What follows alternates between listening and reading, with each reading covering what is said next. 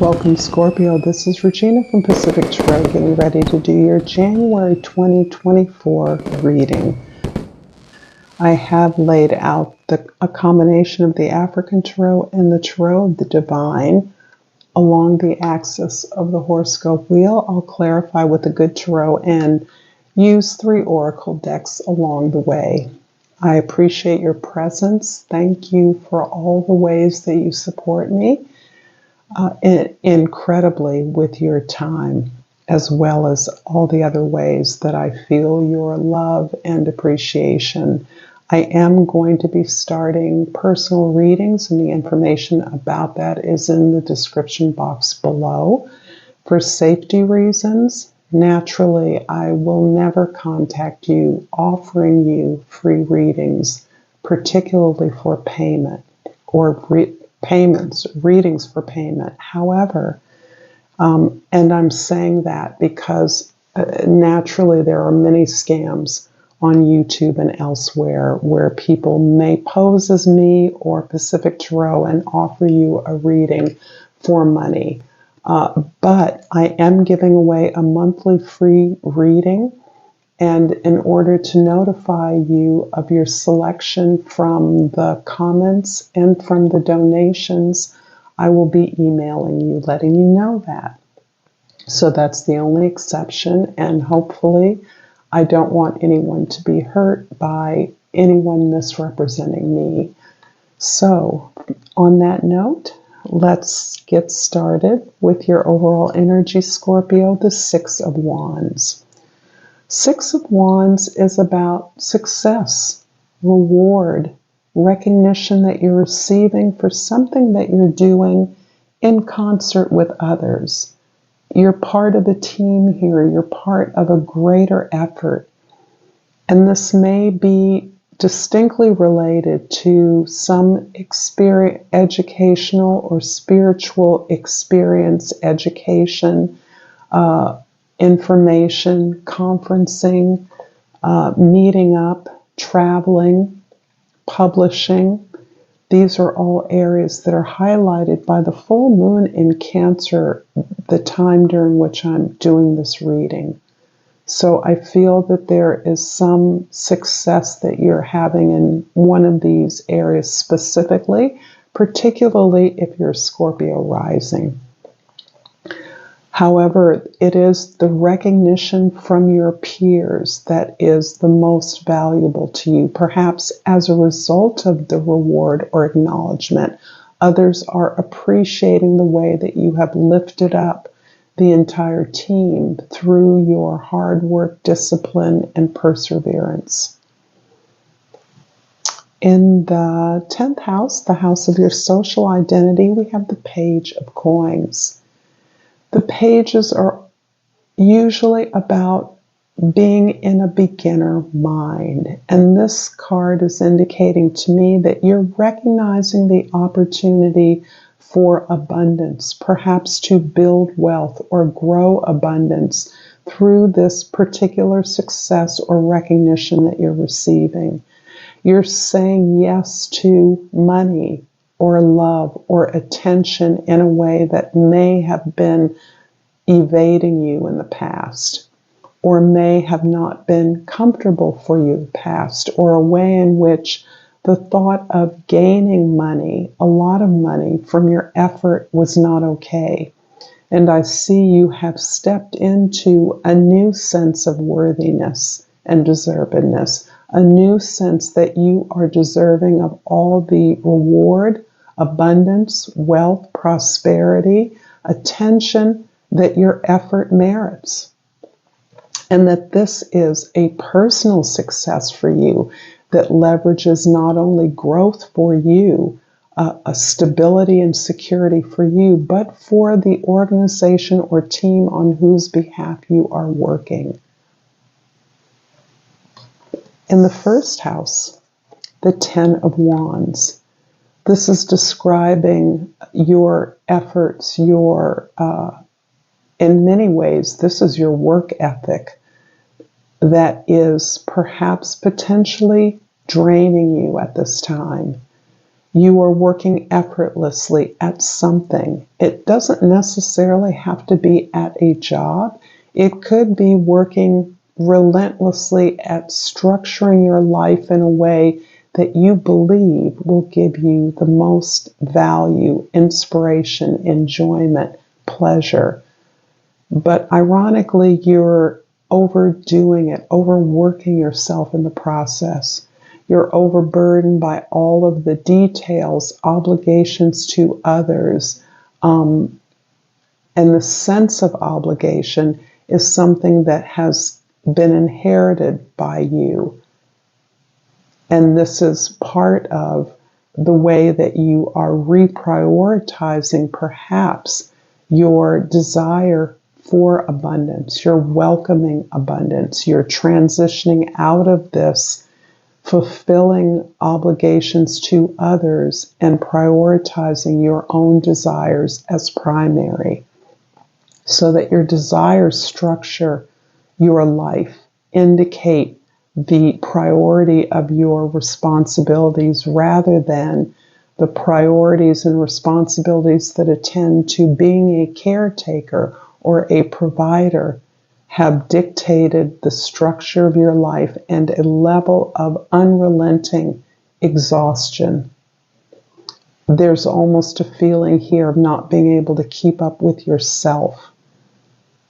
And it isn't that you're not doing something you love. However, it's the way you're doing it that is working against you. And I do believe that part of that is in this sense of having denied yourself opportunities for abundance in the past. In the fourth house, this is the place of your history, your domestic environment, your family. Seven of Pentacles is really, in fact, you looking at just that. Looking at the way you work, the way you've invested in yourself or in your effort. And my sense here is that you recognize that you have always been a hard worker. You've always taken up the challenges and the tasks of your responsibilities eagerly and consistently, methodically. However, the investment in yourself has been lacking. And you're now recognizing that in order to shift this wheel onto terms that truly benefit you, you must leverage that investment in yourself in a way that puts your needs and desires primary, so that you're working smarter rather than harder. In fact, you are decreasing the level of work, the level of busy work. You're delegating more, and you're recognizing that all things that support your participation on the team and in uplifting this mission or project or effort that you're a part of is not all belong to you alone, that you're not responsible for the whole thing, and that in fact understanding where you need to boost your investment in order to maximize your results is where your attention is going right now. This can be a simply reordering of your office space, your business, your family chores and responsibilities, or it can be a much deeper look and an evaluation of how best to assess in this opportunity for abundance moving forward. In the seventh house, this is the house of your significant others, the Tower. The Tower is, in this case, this beautiful blessing in disguise that seems as though it is toppling this old structure that is wearing you out. The breakdown in this conventional structure is part of what is opening up an opportunity for you to correct your course, understand the investment you need to make, and moving you in a direction that allows you to be creative with this opportunity for abundance, to build it, manifest it on terms that recognize you and reward you for the things that are important to you. I apologize for the sound of my neighbor's gutters being sprayed out and hope it's not too disruptive. I'm going to keep going and just pray that I don't have to do this over again. I'm pulling the Starry Beginnings and asking you, Scorpio, that if you're resonating with this reading so far, that you will like this video, share it with someone, comment below, and subscribe to my channel, Pacific Tarot. And thank you to all of you that are subscribed. You are worthy. Aim for what you want and believe in yourself. That sounds familiar at this point, and it sounds important. In fact, this is the key that is changing, allowing you to make this transition into a more profitable and productive venture, effort. And I pulled from the Flora and Fauna of Africa the ostrich, and the plant associated with that is the hawkweed, and the key word is grounding. You've been out of touch. It's time to get back in tune. Keep your head held high, moving forward. Interesting. I like the way that this is reframing this sense of exhaustion, perhaps coming as the result of your not being tuned in to your environment, to your colleagues, to your needs, for sure. The first house, 10 of Wands, is clarified by the 8 of Air in the second house and the Hermit in the third house. Well, this is beautiful. You absolutely are concerned and worried about how to change things. You're understanding that the way that you have structured your life cannot continue or proceed in the same way without a drastic breakdown of your resources of energy. At the same time, you are being prompted by this sense of confusion and overwhelm, this over-analysis of the way that where and how you should be investing in your effort and putting your attention. You are understanding that you need to go within, that you are the best person to supply the answers to what you're seeking, that you can consult mentors, peers, colleagues, or even teachers, but that really the answer lies within you.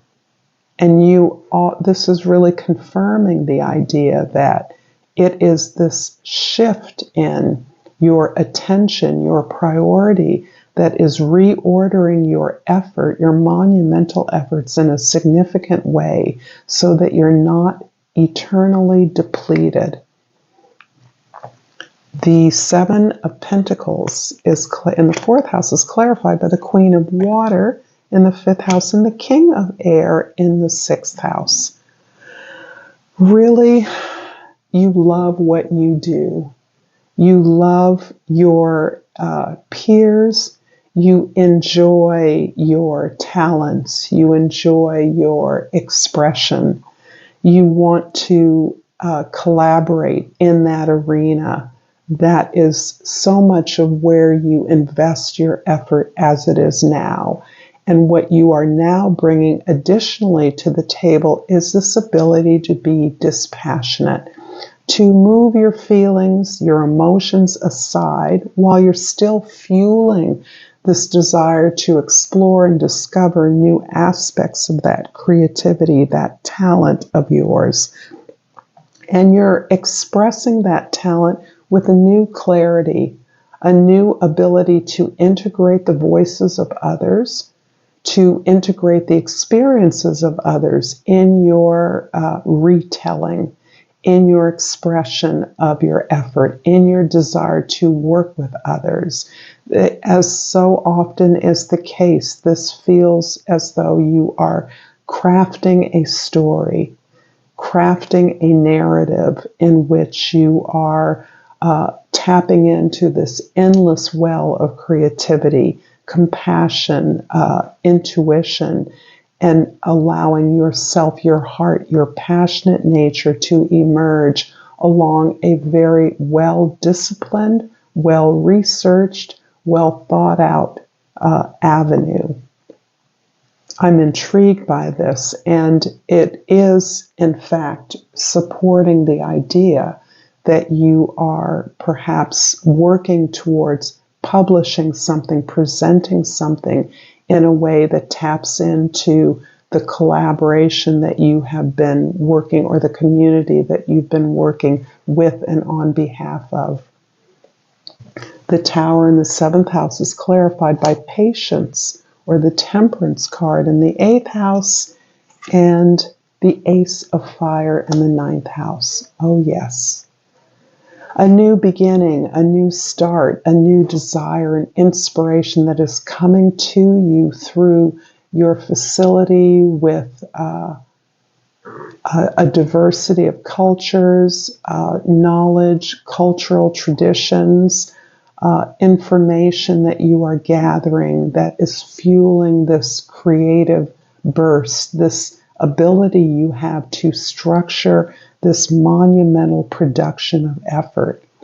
You're really containing a lot of disparate energies in your attachment to your team, your group, your project, your community in some way, that requires a lot of clarity about your authentic desire, but is inspired at the same time by the changes that are actually supporting you to release an old structure and work at doing things differently, reprioritizing things, delegating things. This is part of the balance that you are giving yourself.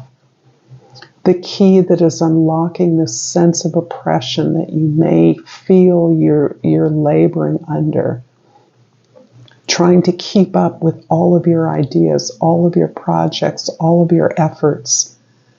And you are now understanding that really it is less about thinking this through, strategizing, planning, leveraging more knowledge, than it is about simply coming from a place of your passion, your desires, centering in what it is you want, recognizing that you already have the relationships and resources around you to support this, to structure this, to help you produce at the level of your desire, to produce something that will be informed, thoughtful, comprehensive even.